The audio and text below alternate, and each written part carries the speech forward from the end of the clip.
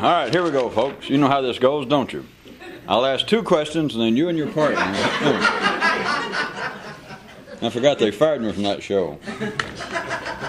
Well, it was unfair, those of you that read about it, because I did not personally take any bribes from any of the contestants. That's not, no, not me personally. That's not the way it went.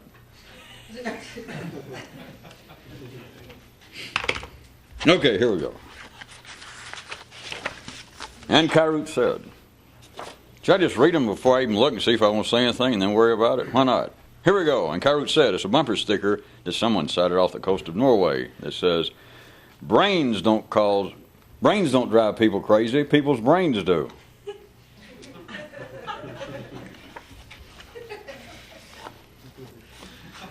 I've said it before, but I'm always tempted to take one like this, that if you can listen with an ordinary mind, which all of you got one, you can listen to it partly with your ordinary mind if you want to, and go, that, at best, is a fairly sloppy joke. It cannot have any metaphorical significance. And yet it does. I can make it have some.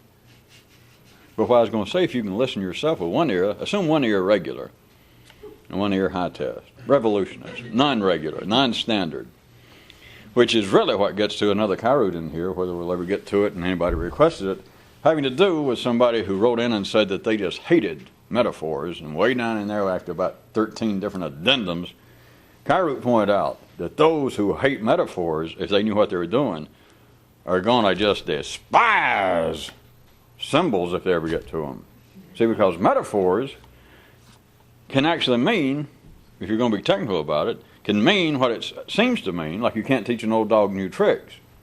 That literally, just more or less, is true. There is some validity to it that the older any animal gets.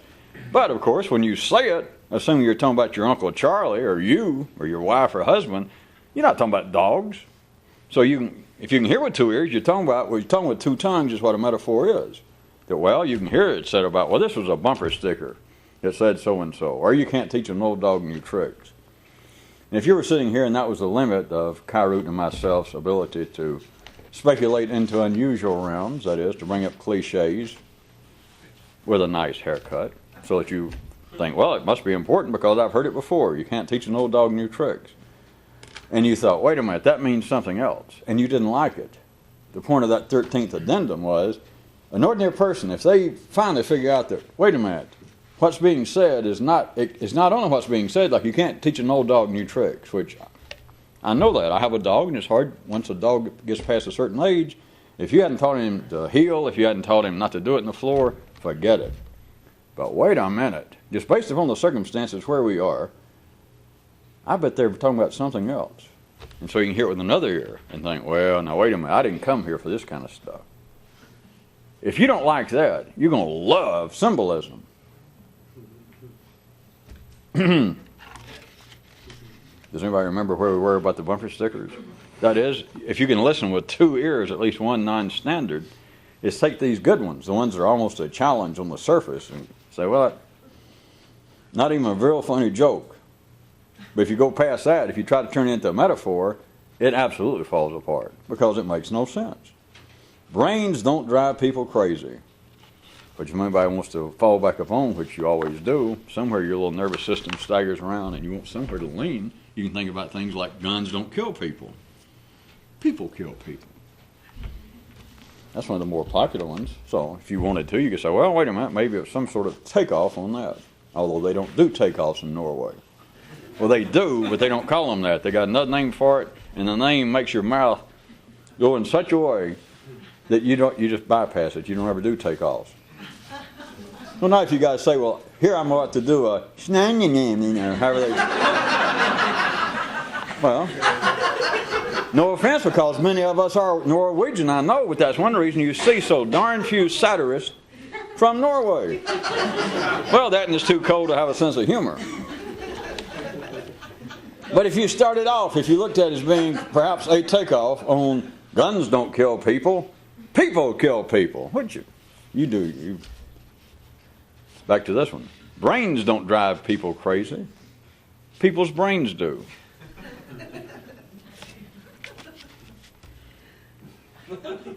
Plus the other old trick, I think I've already given away before, if it was actually a trick and I was actually doing it, if something doesn't make sense, if you talk about it long enough and in such a Byzantine, you forget. What was he talking about? That is not something you learn in a Baptist church. I don't know why, it didn't seem like the kind of thing. They're more direct. And Kyroots said, another tricky one. Why are all the tricky ones up front tonight? Listen, just the nature, I know the words, figure metaphor time again, just for the hell of it. Go ahead and figure. This one guy who could have known something, might have known something, said, I am not a cult. Not a cult, but the guy says, I am not a cult. And some people who might at some time have eventually been able to hear something, heard this and went, ah, crap.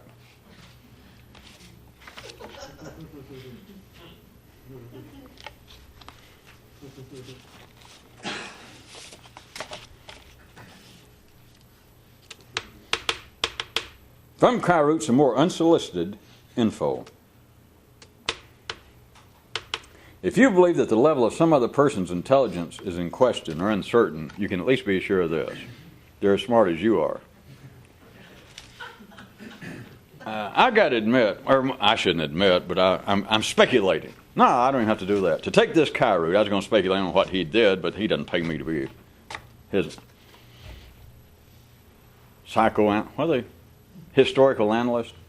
But at any rate, it fits in anyway. Here it is, for those of you who are watching this in a time capsule, or those of you that are already embalmed. 1992, and we have had for several years now, and here in America, not Norway, but you probably heard about it, a very prominent political figure, in fact two, but one of them has been serious discussion now for a period of 4 or 5 years about how many times he's accused of just being stupid. You know, some kind of dunderhead, and the man's in an important position. But it's reached a level of discussion. You know, well, nah, he's not as stupid as he looks. He's not as stupid as he acts. And there's much serious discussion going on. I mean, in writing, commentators, psychologists, but especially the political commentators saying, well, you just don't know. And there's been even attempts to revive the history of the man in the sense of contemporary current events. You know, they'll say, well, I know he says a string of stupid things, or you look at it, the whole point. We've got intelligent people, supposedly. We're talking about people who have bylines in national, international publications. And they're discussing, well, that man's not as stupid. And then, of course, they say things such as he's not as stupid as some of his comments, and et cetera. Of course, you can bypass all that if you know what you're doing and just look at the man. Here's the point. And it's not just the one guy you're thinking about, which I assume you're all thinking about, but there's several. How about his boss? Which,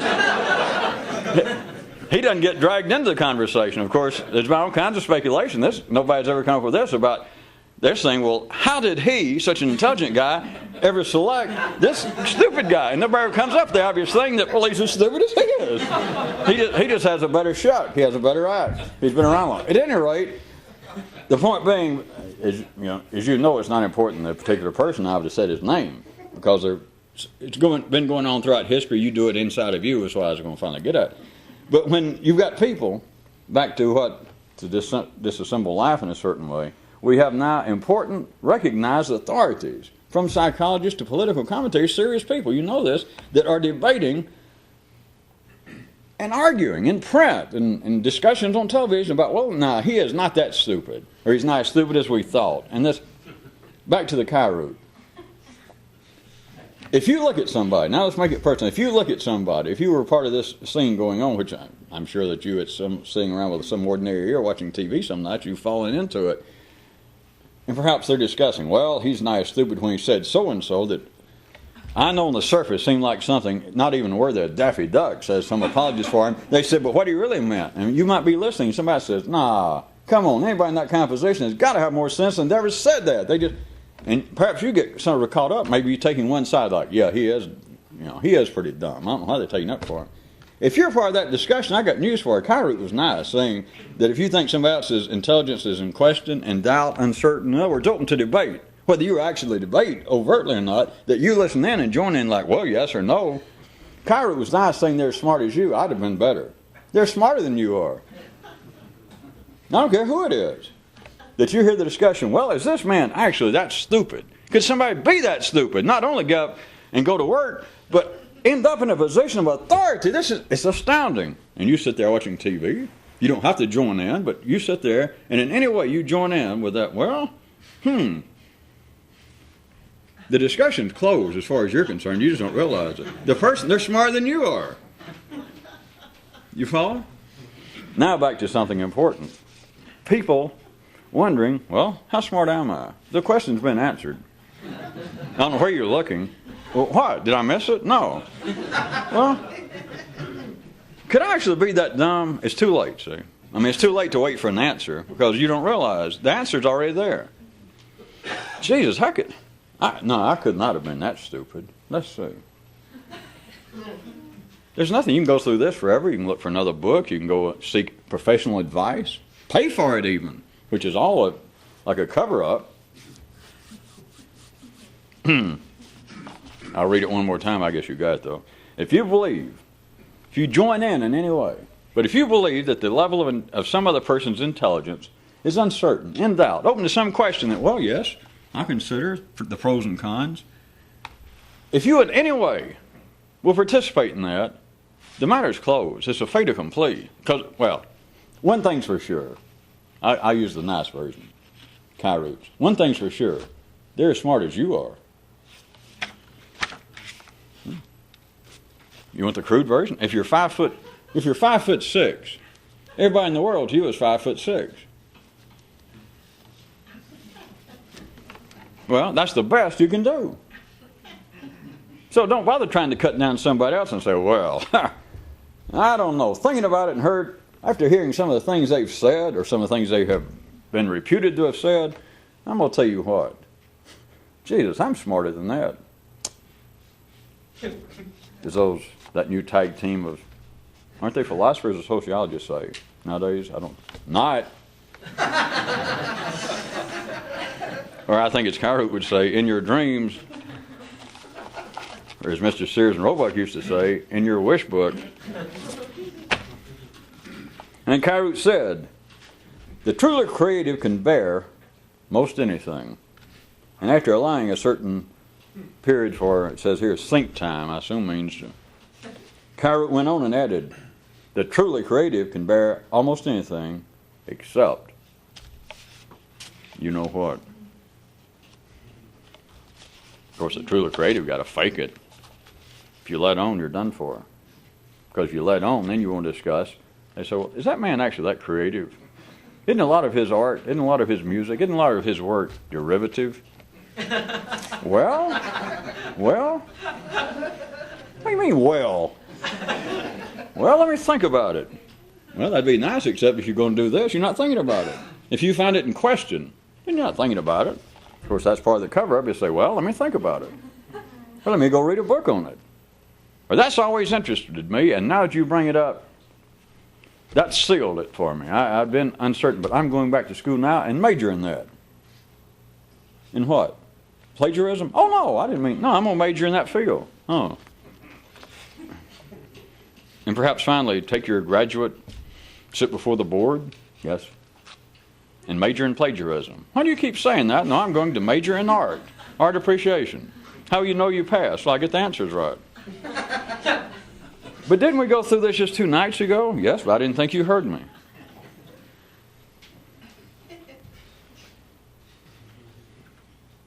I started to do it. No one said, wait a minute, you're plagiarizing yourself. Where's the camera? Oh, that was me.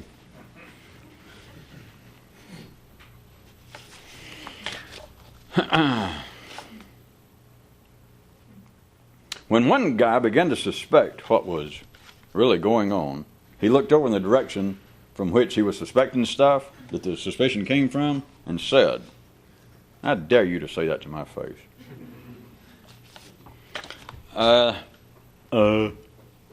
Could I suggest that that's not just in some way crudely funny? What do people do when they're faced with, and it happens in life, but when they're faced with actually seeing what's going on? Which happens to people all the time. Notwithstanding the fact that people want to save up and go visit Yogi Headwarmer or whoever it is, go to Tibet, or they wish that Buddha was alive, all that stuff. And the point is, constantly, they want to go have a mystical experience or wish that they could afford to buy some of the new LSD. Whatever it is, they think, boy, I wish I could do something extraordinary, when every day, throughout their life, things happen that are of such a nature that if they understood it, it makes all this stuff about metaphysical experiences or occult moments in one's life. It's nothing. Because the things I'm talking about are so astounding that nobody can notice it. You can't stand to notice it.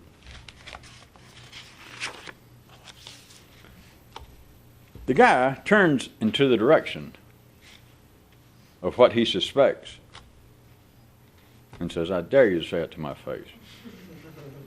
Ordinary people not only cannot turn in the direction where they suspect something, but if they could, I know they try, they talk about it, which is part of what going to churches is about.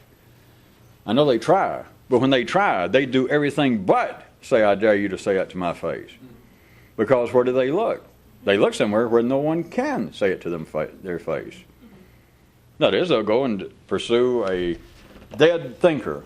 They'll pursue a religion where supposedly the founder, the prophet, or God himself, if you want to really push it, is never there. So you can't ever say turn to what seems to be the source of what could be this extraordinary information, this great suspicion. You cannot turn to it, even if you could recognize, well, wait a minute, one of those moments have happened, I got it. You would do just the opposite, you and anybody else, to what this guy did. He turned in the direction and says, I dare you to say that to my face. Everybody else would look, even if they suspected it, which they do, is you look off. You don't follow? Well, what happens when you get the blues? Ordinary people, well, they go to a liquor store, go see a priest, go see a rabbi. Well, until you got involved with this kind of stuff, all that made sense. That's what's frightening. Sometimes I do these satirical sit-ups, and I see some of you taking notes, like, well, I don't remember that. Well, think about it. Somebody dies, your best friend dies, or a family member dies, and what do? I mean, ordinary people. Well, if you're ordinary, chances are, especially something like that, I'm not trying to give you the blues, but you would run to your rabbi or priest or preacher, even if you hadn't been to church for a while. You go there. For what? Of course, you can say for some sort of solace, but to ask them, what? Get down to the point and say, my best friend died, my mother died. What happened? What's going on? And the truth is, the closest I can come to tell you the truth is, I don't know. But you knew that. Well, you suspected that if you had any passing moment of extraordinary lucidity. That is, you had a moment like this guy that you begin to suspect what was going on. That the better, the priest, the rabbi, the representative of life, that other Kyroot about why life produces, sets up these mouthpieces of philosophers, priests, kings. You remember that one? I don't guess we'll get to it. But somewhere in an addendum of a later Kyroot tonight, it was pointed out that life sets up these kind of figures for one reason. Because it's embarrassed to say that kind of obvious stuff right to a man's face. And so he sends out these other clowns. I shouldn't say clowns. He sends out these other people, these other outlets in life. And the obvious is that if you had this passing moment of suspecting what was going on, is the other people don't know. A preacher doesn't know, and a priest doesn't know, and the closer he is, relatively speaking, to being sane, he would not be one of the ones that say, well, yes, I know for a fact, God talks to me at night. Sometimes in my dreams, when I've overeaten, in fact, he flies me away in my dreams, and I go. It's somewhere, I'm not sure. I didn't major in astro, whatever that stuff is, but it's way off. It's way past the moon, even the sun. And I get to this place, and I can tell, there's all the dead people. And in fact, I think I saw your mother. Well, next time I'm there. The point being, I'll assume that you're sane enough, even if you've got a fairly strong religious background, that you would find that to be, even at the ordinary level, highly irregular. That you probably would not want that man to be officiating at your funeral. Or you wouldn't want him over for Sunday dinner, that sort of. So the point is, even amongst the institutional levels of life, such as a church, as any kind of religion, the point is, the closer, relatively speaking, that whoever it was, a priest or rabbi, was to sanity, to some verging on being creative and original, if you go to him and say, "What? My mother just died. I'm heartbroken." He says, "Yeah, I heard about it." And you say, "Well, what happened?" And let's say that first off, that he gives you the standard story. "Well, I'm sure that we'll, see our loved ones after we die." "Really?" "Well, yes, it says so right here in the Quran or the Bible." And you say, "Well, are you sure?" He says, "No." I mean, he's not supposed to. But the closer he is to being sane, if you say, "Well, you're the man dressed up. You're the man that I have looked to her, that I know my mother came here and had faith in you." "Yes, she did. I'm a fine woman." "Well, what you just told me?" "Well, it says so here, and that's supposed to be the Word of God." "Well, I know that, but are you sure?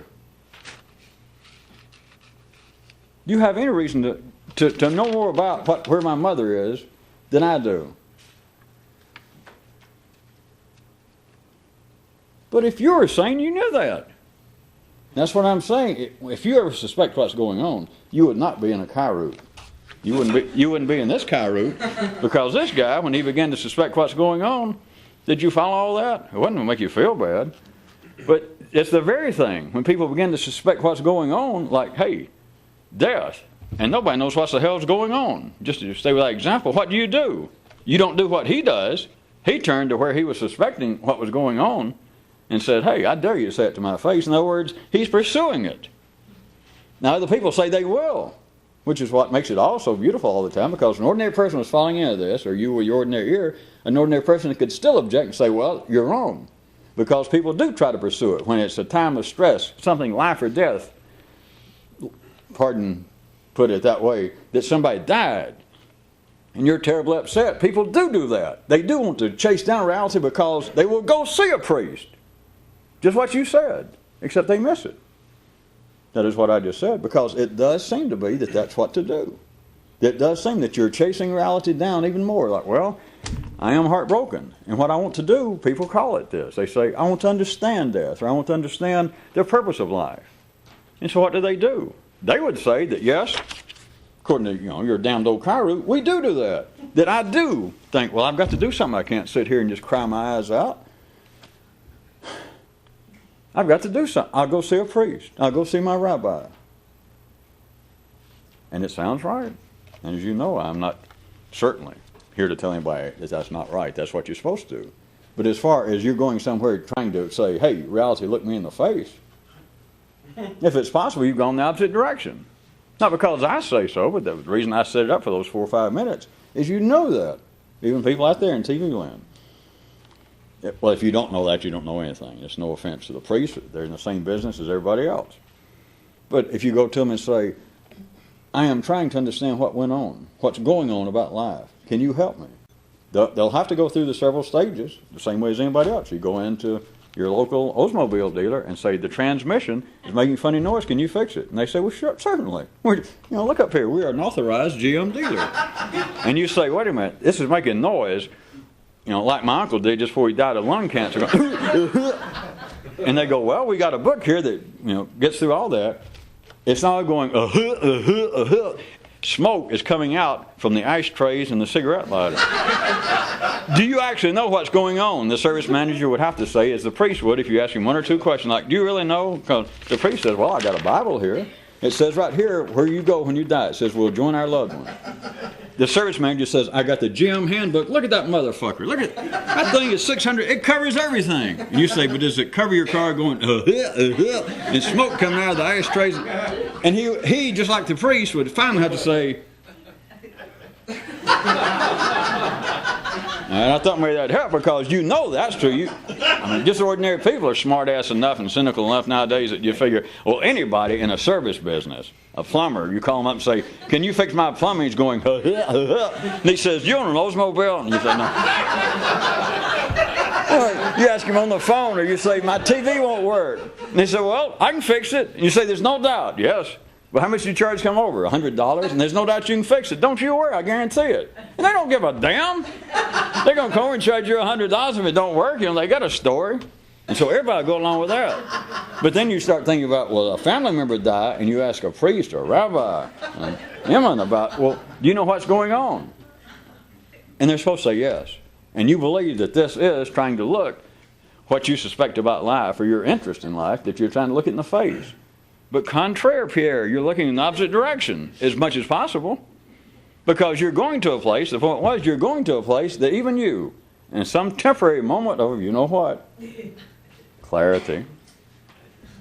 You know that if you finally ask the guy and he doesn't fall completely in the honeypot of delusion, that he's finally going to say, if you keep asking him, well, do you know it for a fact? Do you know? He's finally going to say, but you knew that. I mean, if you actually got your favorite rabbi, if you're an ordinary person, or priest, or philosopher, and you got him down, let's go back to death, and you ask this priest, and he's always, to you, looked like Pat O'Brien reincarnated. He looked like a priest should look in the movies, which is how a priest is supposed to look. And he holds his hands, and you ask him about death, and he tells you what a fine person your mother. And you ask him, well, how do we know? And he not only waves the Bible, he even quotes. Well, let us take your Bible. Here, take mine. Turn to chapter so-and-so or book so-and-so, and look, right there, God told so-and-so this. And there it says. You all right? Yeah, I see that. You're sitting there with a book. It doesn't appear to be written by Mickey Spillane. It seems, they call it. It's something. It's a holy book. And you say, well, yeah, I see it. And you ask him again, though. He's comforting, and he seems. And you say, but do you know? And the man says, well, I was called. I felt the movement of the Lord years ago that I should be called to help my fellow man in times of sorrow. Well, I understand that, and you're a fine person. You make me feel better being around you. I've always enjoyed talking to you. But tell me the truth. Do you personally have any additional knowledge than just me, just ordinary people, about what happens after people die? I love that, the book's fine, and I love you and your opinions, and you look real neat. You look just like a priest. But do you know anything more than I do? And let's assume that he keeps his sanity in a certain way, certain non-profitable way as far as the city is concerned, and he says, then let's assume that you're equally as sane as he was at that time, or you wouldn't even push it. The point being, you would not go, oh my God, I can't stand it. That is, that you die because he finally says that you kept asking in a non-aggressive and a non-threatening manner. You kept asking him, yeah, I know it says that here, and I know that your religion teaches it, and I know my mother used to tell me it was true before she died, but I'm asking, do you personally, it's just me and you, do you know any more about what goes on with death than I do? And he says, no, not a bit. No, I don't. The point is, if you had been sane enough to get that far, now if this was ordinary people, wouldn't you say, well, wait a minute, if somebody had based their whole life on religion, or there was somebody was as close to their mother as Ralph was, and he went to the priest and kept talking to the priest, and I happened to overhear this, Ralph told us about later, and he kept asking the priest, he wanted some comfort, and he kept saying, well, are you sure that we'll actually be together? My mother's still alive somewhere, and I'll see her somewhere. And finally the priest said, no, I don't know. If you're going to keep asking, I don't know. All right, if that would have been an ordinary person, wouldn't you assume that Ralph would be crushed? Maybe end up in a home or commit suicide, right? And yet the point being, if you were listening to all this with a sane ear, an ordinary ear, you realize that he wouldn't be. That is, it's back to all this all the time, that a kind of more complex reality, non-polar based opinions and beliefs are not shocks to people. It's just that the system is not wired up to hear it. It's not that what ordinary men like to think about as, quote, the truth or some great secret truth. It's not it's so shocking people can't hear it.